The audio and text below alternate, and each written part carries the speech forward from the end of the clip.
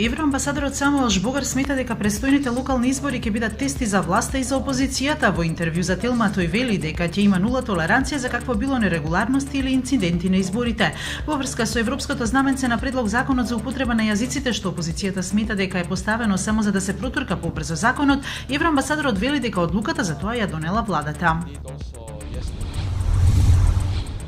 Понеделник 25 септември почнува изборната кампања за локалните избори што треба да се одржат на 15 октомври. Кампањата за првиот изборен круг завршува на 13 октомври во 24 часот. Вториот круг од изборите е закажан 2 недели подоцна на 29 октомври. Изборната кампања за вториот круг завршува на 27 октомври на полноќ. Избирачкиот список ќе биде заклучен најдоцна до 24 септември.